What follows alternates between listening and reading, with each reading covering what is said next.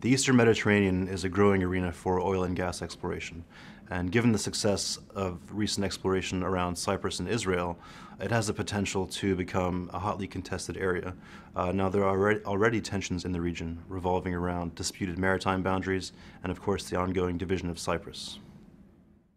Noble Energy has started drilling the second well in its Aphrodite prospect offshore Cyprus in Block 12 of that country's offshore area, which borders Israel. Second well is aimed at proving up the resources that were discovered in the first well back in 2011, where the resource estimate was for 5 to 8 trillion cubic feet of gas.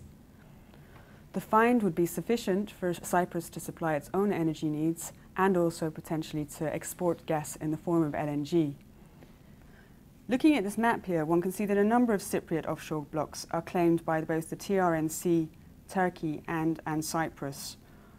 This is one of a number of boundary disputes in this increasingly resource-rich area, with only the boundary between Cyprus and Israel fully delineated.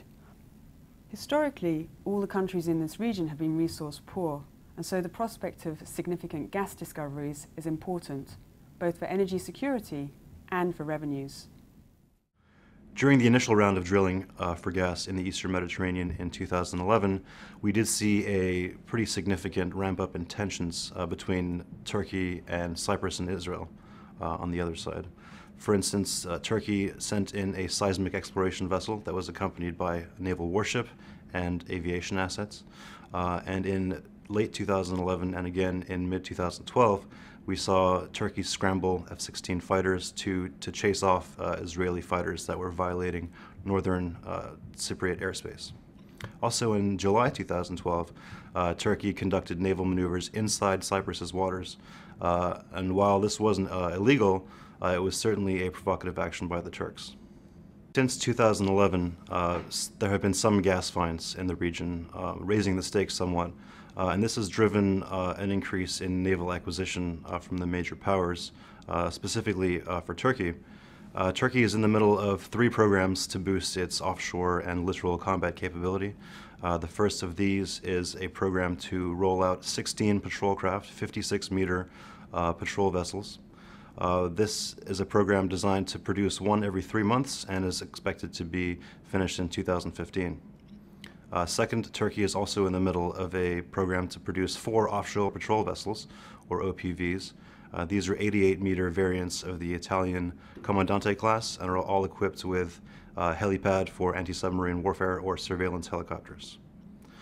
Also, Turkey is in the midst of a program to produce a domestically designed corvette called the Milgem program. These are 99-meter corvettes, about 2,000 tons each. And they are almost all domestically designed, including domestically designed components such as radar and surveillance equipment. Along with Turkey's boost in offshore and littoral combat capability, Israel has taken delivery of its 5th Dolphin-class submarine.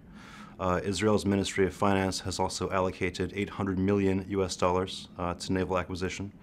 And finally, Israel shipyards have unveiled a new concept known as the SAR S-72. This is the most modern warship concept to date.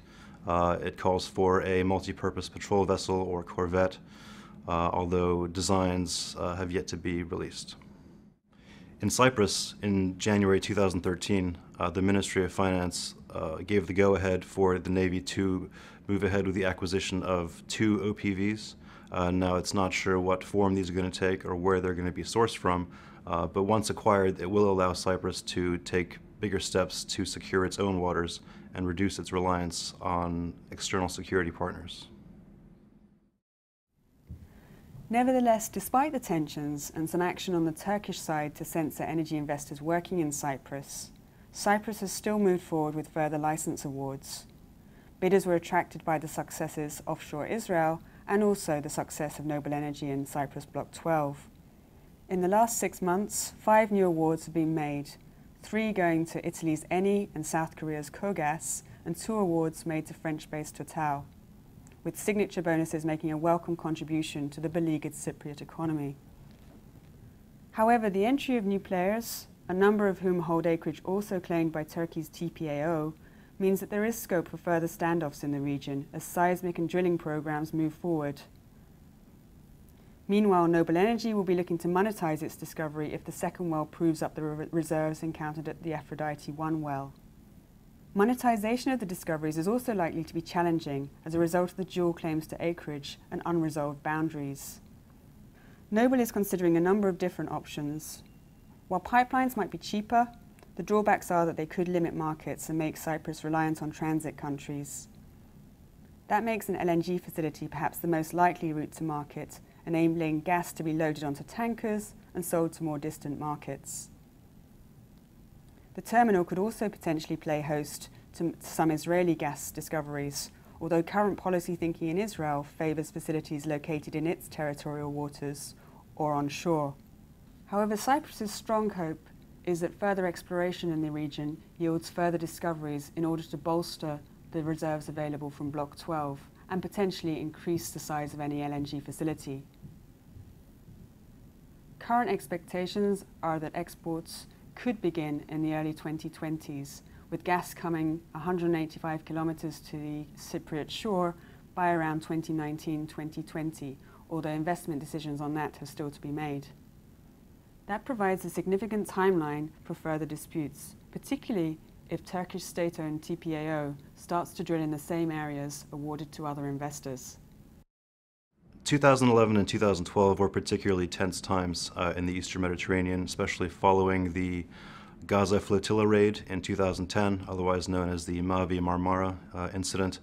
The apology of the Israeli Prime Minister to the Turkish Prime Minister earlier this year took big steps in reducing those tensions.